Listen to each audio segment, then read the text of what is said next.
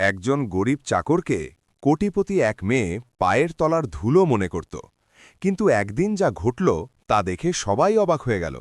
বন্ধুরা, এটি পশ্চিমবঙ্গের কলকাতার শহরতলির একটি সত্য ঘটনা। শহরের একটু বাইরে সেন ম্যানশন নামে একটি অত্যন্ত বিশাল এবং চমৎকার প্রাসাদ ছিল। এই প্রাসাদের মালিক ছিলেন প্রদীপ সেন। তিনি কলকাতার একজন নামকরা শিল্পপতি ছিলেন। শহরে তার অনেকগুলো কারখানা ছিল এবং সবাই তাকে অত্যন্ত সম্মানের চোখে দেখত। কিন্তু এই গল্পের আসল চরিত্র প্রদীপ সেন নন, বরং তার একমাত্র মেয়ে সোনালী সেন। সোনালী ছোটবেলা থেকেই চরম বিলাসিতার মধ্যে বড় হয়েছে। দামি স্কুল, বিদেশে পড়াশোনা, নামি ব্র্যান্ডের পোশাক এবং সবকিছুই তার হাতের ইশারায় চলত। কিন্তু এত সব পাওয়ার পরেও তার স্বভাবে একটি বড় খামতি ছিল, আর সেটি হল অহংকার। সোনালীর নিজের টাকা এবং সামাজিক মর্যাদার ওপর এতই অহংকার ছিল যে প্রাসাদে কাজ করা কর্মচারীদের সে মানুষ বলেই মনে করত না। প্রায়ই সে ছোটখাটো বিষয়ে চাকরদের বকাঝকা করত, অপমানিত করত এবং নিজেকে তাদের থেকে অনেক উঁচুতে মনে করত। সেন ম্যানশনে প্রায় ২৫ জন কর্মচারী কাজ করত। কেউ বাগান দেখাশোনা করত, কেউ রান্নাঘরে থাকত, আবার কেউ পরিষ্কার পরিচ্ছন্নতার কাজ করত। এই মানুষগুলোর মধ্যেই একজন ছিল বিকাশ। ২৬ বছর বয়সী বিকাশ ছিল রোগা পাতলা, কিন্তু প্রচণ্ড পরিশ্রমী এক যুবক। কলকাতা থেকে প্রায় ৭০ কিলোমিটার দূরে এক ছোট গ্রামে তার বাড়ি ছিল। কয়েক বছর আগে তার বাবা মারা যান। বাড়িতে কেবল তার বৃদ্ধা মা এবং ছোট ভাই ছিল। সংসারের অবস্থা এতটাই খারাপ ছিল যে বিকাশকে পড়াশোনা ছেড়ে কাজে নামতে হয়। অনেক খোঁজাখুঁজির পর সে সেন ম্যানশনে কাজ পায়। তার কাজ ছিল প্রাসাদের বাগান পরিষ্কার রাখা এবং সামনের বড় পুকুরের যত্ন নেওয়া। বিকাশ খুব শান্ত স্বভাবের ছিল। সে কথা কম বলত, কিন্তু নিজের কাজ অত্যন্ত সততার সঙ্গে করত। প্রাসাদের অন্যান্য কর্মচারীরাও তাকে পছন্দ করত, কারণ সে কারো সঙ্গে কখনো চড়া গলায় কথা বলত না। কিন্তু একজন মানুষ ছিল যে বিকাশকে একদমই পছন্দ করত না। সে হল সোনালী সেন। সোনালীর কাছে বিকাশের এই সহজ সরল স্বভাবও অসহ্য লাগত। সে প্রায়ই বিনা কারণে তাকে ধমক দিত। একদিনের কথা, সকালবেলা বাগানে হালকা রোদ খেলা করছিল। বিকাশ পুকুরের ধারে ফুলের গাছে জল দিচ্ছিল। তখনই সেখানে সোনালী হাজির হল। তার হাতে ছিল একটি দামি ফোন এবং মুখে ছিল চিরচেনা সেই অহংকারী হাসি। সে এদিক ওদিক তাকিয়ে হঠাৎ চিৎকার করে বলল, পুকুরটার কি হাল করে রেখেছ? বিকাশ তৎক্ষণাৎ সোজা হয়ে দাঁড়িয়ে নম্রভাবে বলল, ম্যাডাম, এখনই পরিষ্কার করছি, কিছুক্ষণ পরেই সব ঠিক হয়ে যাবে। সোনালী অত্যন্ত ঘৃণাভরে তার দিকে তাকিয়ে বলল, তোমাদের মতো লোকদের দিয়ে কোনো কাজই ঠিকমতো হয় না। বিকাশ চুপ করে রইল। সোনালী ধীরে ধীরে তার কাছে এসে বলল, শোনো বিকাশ, তোমরা এখানে কাজ করতে এসেছ, কোনো দয়া করতে আসনি। বিকাশ মাথা নিচু করে দাঁড়িয়ে থাকল, কিন্তু সোনালী এখানেই থামল না। সে উপহাসের হাসি হেসে বলল, সত্যি বলতে তোমাদের মতো লোকরা আমাদের পায়ের তলার ধুলো ছাড়া আর কিছু নও। এই কথা শুনে পাশে দাঁড়িয়ে থাকা অন্য দুজন কর্মচারীও অস্বস্তি বোধ করতে লাগল, কিন্তু বিকাশ পাল্টা কিছু বলল না। সে শুধু বলল, ম্যাডাম, আমি আমার সর্বোচ্চ চেষ্টা করছি। সোনালী অবজ্ঞার সঙ্গে কাঁধ ঝাঁকিয়ে ভেতরে চলে গেল। বিকাশ কিছুক্ষণ ওখানেই দাঁড়িয়ে থাকল। তার মুখে দুঃখের ছাপ স্পষ্ট ছিল, কিন্তু সে নিজেকে সামলে নিয়ে আবার কাজে মন দিল। সে জানত যে কাজ ছেড়ে দিলে তার মায়ের চিকিৎসা বন্ধ হয়ে যাবে, তাই সব অপমান সহ্য করেও সে চুপ থাকত। এভাবেই দিন কাটছিল। একদিন হঠাৎ সেন ম্যানশনে বড় ধরনের প্রস্তুতি শুরু হল। পুরো প্রাসাদ সাজানো হচ্ছিল, বড় বড় আলো লাগানো হচ্ছিল এবং পুকুরের ধারে দামি গাড়ি রাখার জন্য জায়গা করা হচ্ছিল। আসলে দুদিন পর প্রাসাদে একটি বড় ব্যবসায়িক অনুষ্ঠান হওয়ার কথা ছিল। কলকাতার বড় বড় শিল্পপতি এবং অনেক নামী ব্যক্তিত্ব সেখানে আমন্ত্রিত ছিলেন। প্রদীপ সেন চেয়েছিলেন সব যেন নিখুঁত হয়, তাই পুরো প্রাসাদে কাজের গতি বেড়ে গেল। প্রতিটি কর্মচারীকে আলাদা আলাদা দায়িত্ব দেওয়া হল। বিকাশকে দেওয়া হল বাগান এবং পুকুরের ধার সাজানোর ভার। সে সকাল থেকে রাত পর্যন্ত একটানা পরিশ্রম করতে লাগল। কিন্তু অনুষ্ঠানের আগের দিন এক ছোট ভুল হয়ে গেল।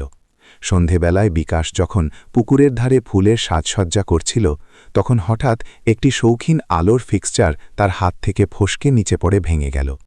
শব্দ শুনে সোনালী সঙ্গে সঙ্গে সেখানে ছুটে এলো। ভাঙা ফিক্সচারটি দেখেই তার মুখ রাগে লাল হয়ে গেল। সে চিৎকার করে উঠল, বিকাশ!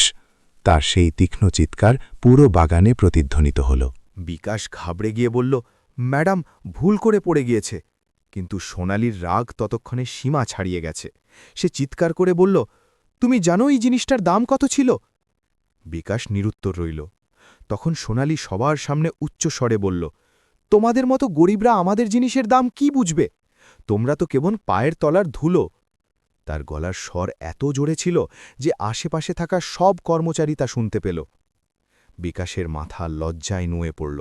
সেই মুহূর্তে তার মনে হল কেউ যেন তার বুকে ভারী পাথর চাপা দিয়ে দিয়েছে। তবুও সে শান্ত হয়ে দাঁড়িয়ে রইল। সোনালির রাগে ফুঁসতে ফুঁসতে বলল, আজকের পর যদি আর কোনো ভুল হয়েছে তবে আমি তোমাকে এই মুহূর্তেই প্রাসাদ থেকে বের করে দেব। এই বলে সে গটগট করে ভেতরে চলে গেল। বিকাশ কিছুক্ষণ সেখানেই থমকে দাঁড়িয়ে থাকল এবং তারপর ধীরে ধীরে ভাঙা টুকরোগুলো কুঁড়োতে লাগল। সে তখন কল্পনাও করতে পারেনি যে আর মাত্র কয়েক ঘণ্টা পরেই এই সেন ম্যানশনে এমন এক ঘটনা ঘটতে চলেছে যা সবার জীবন চিরতরে বদলে দেবে। পরের দিন সকাল থেকেই সেন ম্যানশনে এক অদ্ভুত ব্যস্ততা শুরু হয়ে গেল। পুরো সেন ম্যানশনে এক হৈ হৈ কাণ্ড। আজ সন্ধ্যায় এক বিশাল ব্যবসায়িক অনুষ্ঠান হওয়ার কথা। কলকাতার বড় বড় শিল্পপতি, প্রভাবশালী নেতা এবং অনেক নামী ব্যক্তিত্বরা এই অনুষ্ঠানে আসার কথা ছিল। তাই চারদিকে চরম ব্যস্ততা। কেউ সাজসজ্জার দিকে নজর দিচ্ছে, কেউ গাড়ির ব্যবস্থা তদারকি করছে, আবার কেউ অতিথিদের তালিকা মিলিয়ে দেখছে। পুরো প্রাসাদকে রং বেরঙের আলো আর তাজা ফুলে সাজিয়ে তোলা হচ্ছিল। বিকাশ সকাল থেকেই বাগান আর পুকুরের কাজে ডুবেছিল। গত বিকেলের সেই অপমানজনক ঘটনা তার মনে বারবার ভেসে আসছিল, কিন্তু সে তার মুখে কোনো ভাবান্তর হতে দেয়নি। সে জানত যে যদি কাজে সামান্যতম গাফিলতি দেখা দেয় তবে সোনালি তাকে অপমান করার আরও একটি সুযোগ পেয়ে যাবে। তাই সে হাড় ভাঙা খাটুনি দিয়ে কাজ করছিল। বাগানের প্রতিটি সারি ঠিক করা, পুকুরের ধার পরিষ্কার করা এবং প্রতিটি রাস্তা আলোকিত রাখা। দুপুরের মধ্যে প্রাসাদের পরিবেশ সম্পূর্ণ বদলে গেল। চারদিকে চকচকে আলো আর দামি সাজসজ্জার সরঞ্জাম লাগানো হয়ে গেছে। বিশাল ঝাড় লঙ্কনগুলো পরিষ্কার করা হচ্ছিল। রান্নাঘরে তৈরি হচ্ছিল হরেক রকমের মুখরোচক খাবার, যার সুবাস পুরো প্রাসাদে ছড়িয়ে পড়ছিল। এরই মধ্যে সোনালি প্রস্তুতির তদারকি করতে বাইরে এলো। তার পরনে ছিল অত্যন্ত দামি পোশাক এবং চোখে মুখে সেই চিরচেনা অহংকার। সে প্রতিটি জিনিস খুব খুঁটিয়ে দেখছিল। যেখানেই সামান্য ত্রুটি চোখে পড়ছিল সেখানেই কোনো না কোনো চাকরকে সে ধমক দিচ্ছিল। পুকুরের ধারে বিকাশকে দেখে সে কিছুক্ষণ চুপ করে দাঁড়িয়ে রইল। বিকাশ তখন ঝুঁকে ফুলের শাড়ি ঠিক করছিল। সোনালি নিচু স্বরে কিন্তু কঠোরভাবে বলল, আজ যেন কোনো ভুল না হয়, বুঝেছ? বিকাশ সোজা হয়ে দাঁড়িয়ে বলল, জি ম্যাডাম, সব ঠিক থাকবে। সোনালি চারদিকে একবার চোখ বুলিয়ে নিয়ে আবার বলল, যদি আজকের অনুষ্ঠানে কোনো কিছু নষ্ট হয় তবে মনে রেখো কাল থেকে তোমাকে আর এখানে দেখা যাবে না। বিকাশ কোনো উত্তর না দিয়ে মাথা নিচু করে নিল। সে জানত সোনালির সামনে তর্ক করা বৃথা। সন্ধ্যা ঘনিয়ে এলো।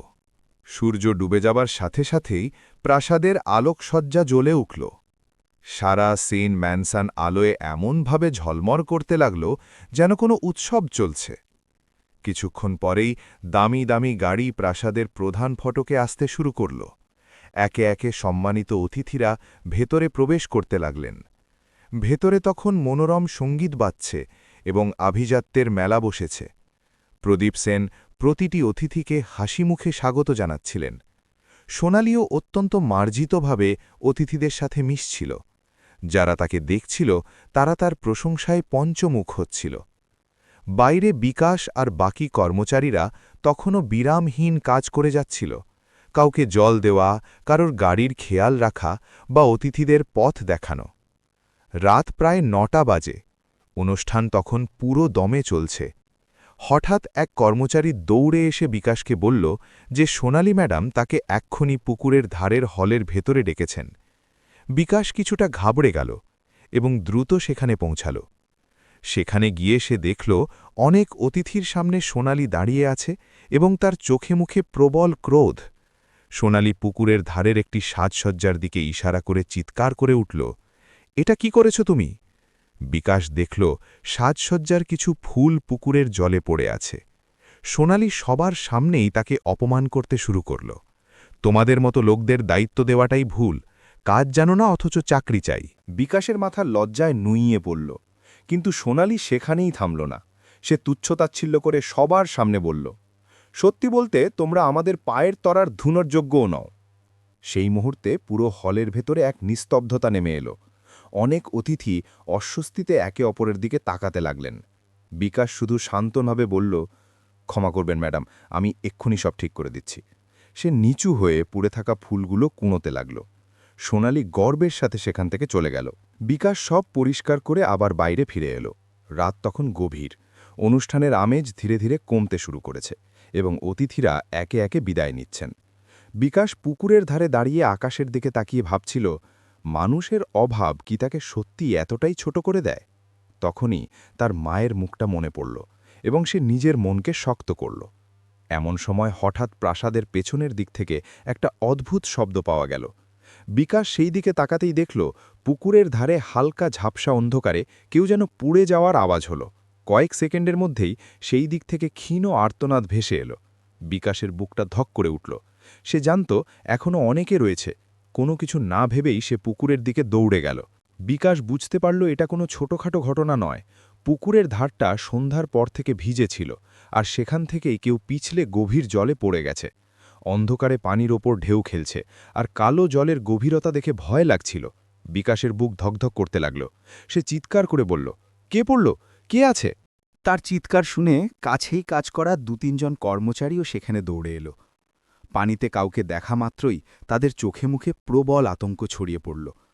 কয়েক মুহূর্তের মধ্যেই পুরো প্রাসাদে খবর রটে গেল যে পুকুরে কেউ পড়ে গেছে। ভেতরে ফাঁকা লোকজন দিকবিদিক জ্ঞান শূন্য হয়ে বাইরের দিকে দৌড়াতে লাগল। যেসব অতিথি তখনও প্রাসাদে ছিলেন তারাও তাড়াহুড়ো করে বেরিয়ে আসতে শুরু করলেন। চারদিকে এক চরম বিশৃঙ্খলা আর হাহাকার শুরু হল। কেউ বুঝতে পারছিল না এখন কি করা উচিত। প্রদীপ সেনও দ্রুত বাইরে এলেন। পুকুরের সেই ভয়াবহ দৃশ্য দেখে তার মুখের রং ফ্যাকাশে হয়ে গেল। তিনি তৎক্ষণাৎ কর্মচারীদের লাইট আনতে এবং অ্যাম্বুলেন্সকে খবর দিতে বললেন, কিন্তু পানির গভীরতা আর অন্ধকারে কিছুই স্পষ্ট দেখা যাচ্ছিল না। লোকজন দূর থেকে দাঁড়িয়ে কেবল পানির ঢেউ বাড়তে দেখছিল। কারো মুখে ভয়, আবার কারো মুখে চরম অসহায়ত্ব। বিকাশও সেখানেই দাঁড়িয়েছিল। তার চোখের সামনে সেই পুকুরটা, যেখানে কেউ আটকে পড়েছে। এক মুহূর্তের জন্য তার মনেও ভয়ের সঞ্চার হলো, কিন্তু পরের মুহূর্তেই তার মনে হলো এখন যদি কেউ না যায় তবে সে আর জীবিত ফিরে আসতে পারবে না। সে আর কিছু না ভেবেই নিজের জামা খুলে ফেলল এবং সেটা জলে ভিজিয়ে নিল। পাশে দাঁড়িয়ে থাকা এক কর্মচারী ঘাবড়ে গিয়ে বলল, বিকাশ, পুকুরে যেও না, ওটা মৃত্যুর ফাঁদ। কিন্তু বিকাশ কারোর কথা শুনল না। সে শুধু বলল, এখন না গেলে ম্যাডামকে আর বাঁচানো যাবে না। এই কথা বলে সে পুকুরের কালো জলের দিকে ঝাঁপিয়ে পড়ল। পানির ঠান্ডা স্পর্শ এতটাই তীব্র ছিল যে তার শরীর কেঁপে উঠল, কিন্তু সে সাহস হারাল না এবং গভীর জলের মধ্যে ঢুকে পড়ল। ভেতরের দৃশ্য ছিল শিউরে ওঠার মতো। চারদিকে কেবল অন্ধকার আর পানির ঘূর্ণি। শ্বাস নেওয়া কষ্টকর হয়ে উঠছিল। বিকাশ তার ভেজা জামা দিয়ে চোখ মুছে দ্রুত এগোতে লাগল। সে সর্বশক্তি দিয়ে চিৎকার করে ডাকল, ম্যাডাম, সোনালি ম্যাডাম। কিন্তু পানির গর্জনে তার কণ্ঠস্বর খুব ক্ষীণ শোনাচ্ছিল। কিছুটা এগোতেই সে হঠাৎ কারোর ছটফটানির শব্দ শুনতে পেল। বিকাশ তৎক্ষণাৎ সেই শব্দের দিকে ছুটে গেল এবং দেখল সোনালি পানির নিচে তলিয়ে যাচ্ছেন। পানির কারণে তার অবস্থা অত্যন্ত শোচনীয় হয়ে পড়েছিল এবং তিনি উঠে আসার শক্তিও হারিয়ে ফেলেছিলেন। সোনালি যখন বিকাশকে দেখতে পেলেন, বিস্ময়ে তার চোখ বড় বড় হয়ে গেল। বিকাশ এক মুহূর্ত সময় নষ্ট না করে তার হাত ধরল এবং বলল, ম্যাডাম, জলদি চলুন এখান থেকে। কিন্তু সোনালি উঠে আসতে পারছিলেন না। বিকাশ তখন তাকে নিজের কাঁধের ওপর ভর দিয়ে টেনে তুলল। পানি তখন আরও ঘূর্ণির সৃষ্টি করেছে। ওপর থেকে ঢেউয়ের ধাক্কা আসছিল। বিকাশ বুঝতে পারল প্রতিটি সেকেন্ড এখন দামি। সে তার শেষ রক্তবিন্দু দিয়ে শক্তি সঞ্চয় করে সোনালিকে আগলে নিয়ে তীরের দিকে এগোতে লাগল। পানি তার চোখ জ্বালা করছিল, দম বন্ধ হয়ে আসছিল, তবুও সে থামল না। অবশেষে কয়েক সেকেন্ডের জীবন মরণ লড়াইয়ের পর সে পুকুরের গ্রাস থেকে বাইরে বেরিয়ে এলো। তাদের দুজনকে বাইরে আসতে দেখে উপস্থিত সবার চোখ বিস্ময়ে ছানা বড়া হয়ে গেল। প্রদীপ সেন দৌড়ে এসে নিজের মেয়েকে জড়িয়ে ধরলেন। সোনালি তখন সংজ্ঞাহীন হয়ে পড়েছিলেন। ঠিক সেই মুহূর্তেই বিকাশও নিস্তেজ হয়ে মাটিতে বসে পড়ল। তার হাত এবং মুখ বেশ কিছুটা ক্ষতবিক্ষত হয়ে গিয়েছিল এবং সে হাঁপাচ্ছিল। ততক্ষণে অ্যাম্বুলেন্স এসে পৌঁছে গেছে এবং চিকিৎসা শুরু হয়েছে। কিছুক্ষণের মধ্যেই ডাক্তাররা দ্রুত সোনালিকে স্ট্রেচারে শুইয়ে চিকিৎসা শুরু করলেন। বিকাশের শরীরে তখন আর কোনো ক্ষমতা অবশিষ্ট ছিল না। কয়েকজন কর্মচারী তাকেও অ্যাম্বুলেন্সের দিকে নিয়ে গেল। সে কল্পনাও করতে পারেনি যে কিছুক্ষণ পর যখন সোনালির জ্ঞান ফিরবে তখন তিনি প্রথমবারের মতো তার সামনে দাঁড়িয়ে থাকা সেই মানুষটির আসল মূল্য বুঝতে পারবেন, যাকে তিনি এতদিন কেবল পায়ের তলার ধুলো মনে করতেন। অ্যাম্বুলেন্স দ্রুত কলকাতার একটি বড় হাসপাতালের দিকে ছুটল। ভেতরে ডাক্তাররা সোনালীকে অক্সিজেন দিচ্ছিলেন, কারণ পানিতে তার শ্বাসপ্রশ্বাস দুর্বল হয়ে গিয়েছিল। অন্য পাশে বিকাশও একই অ্যাম্বুলেন্সে ছিল। তার হাত আর কাঁধ মারাত্মকভাবে ক্ষতবিক্ষত হয়ে গিয়েছিল। শরীরে তীব্র যন্ত্রণা ছিল, কিন্তু তার মুখে ছিল দুশ্চিন্তার ছাপ। সে বারবার ডাক্তারদের দিকে তাকিয়ে ফিসফিস করে জিজ্ঞেস করছিল, ম্যাডাম ঠিক আছেন তো?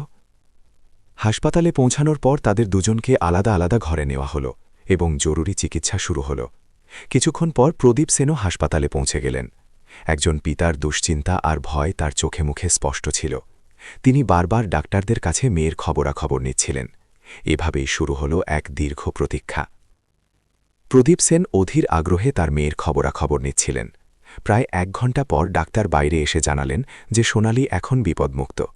পানির কারণে তার অবস্থা বেশ আশঙ্কাজনক হয়ে উঠেছিল, কিন্তু এখন সব ঠিক আছে। এটি শুনে প্রদীপ সেন স্বস্তির নিঃশ্বাস ফেললেন, কিন্তু ঠিক সেই মুহূর্তেই ডাক্তার আরও জানালেন যে ছেলেটি পুকুরের জলে ঝাঁপিয়ে পড়ে সোনালীকে বাঁচিয়েছে সে নিজে বেশ গুরুতর জখম হয়েছে। কথা শুনে প্রদীপ সেন তৎক্ষণাৎ বিকাশের ঘরের দিকে ছুটে গেলেন। ঘরে বিকাশ বিছানায় শুয়েছিল। তার হাত দুটিতে ব্যান্ডেজ বাঁধা এবং মুখও হালকা ক্ষতবিক্ষত হয়ে গিয়েছিল, কিন্তু তার চোখে কোনো নালিশ বা অভিযোগ ছিল না। প্রদীপ সেন ধীরে ধীরে তার কাছে এলেন এবং কিছুক্ষণ একদৃষ্টিতে তার দিকে তাকিয়ে থাকলেন। তারপর অত্যন্ত আবেগপ্রবণ গলায় বললেন, বেটা, আজ যদি তুমি সাহস না দেখাতে তবে হয়তো আমি আমার মেয়েকে চিরতরের জন্য হারিয়ে ফেলতাম।